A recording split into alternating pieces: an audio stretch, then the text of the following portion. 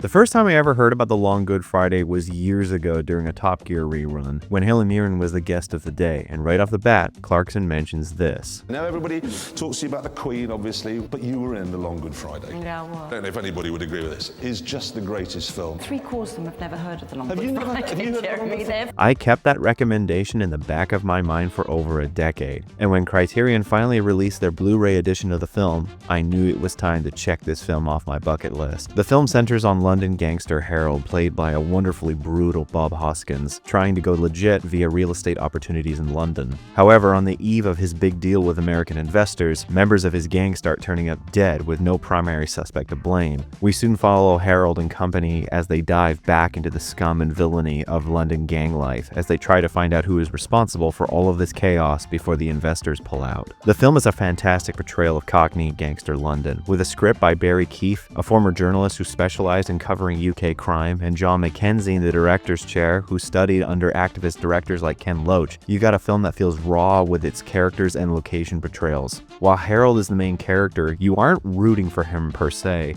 You're following him into a sea of violence and debauchery, a side effect of people like him, while he maintains his inner status of higher-than-thou mentality.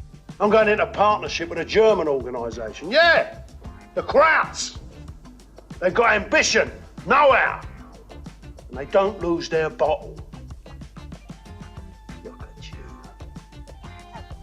The mafia. I've shit 'em.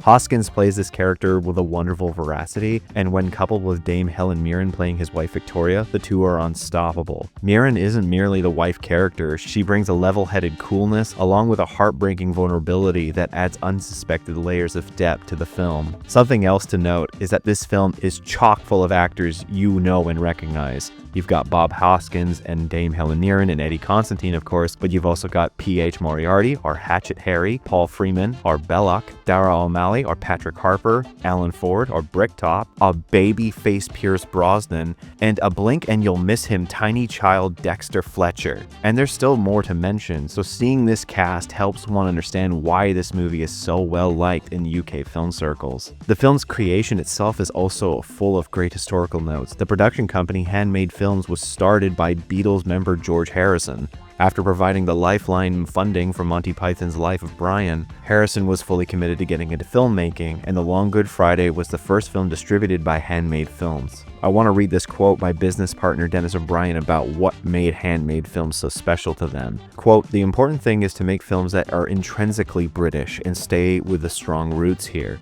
Once you start aiming for that mid-Atlantic taste at the UK majors, you're finished," end quote. That motto perfectly reflects The Long Good Friday, a film that is rife with gritty British culture, wonderful performances, a story that keeps you guessing to the very end, and a pretty banging soundtrack. I truly understand why The Long Good Friday is such a well-regarded piece of 80s British film history. I'm going to give this film a 6 out of 7, and I would highly recommend watching it if you want a different take on British crime drama. Thank you guys for watching this video. I hope you enjoyed it. If you did, leave a like, and if you're just more, subscribe.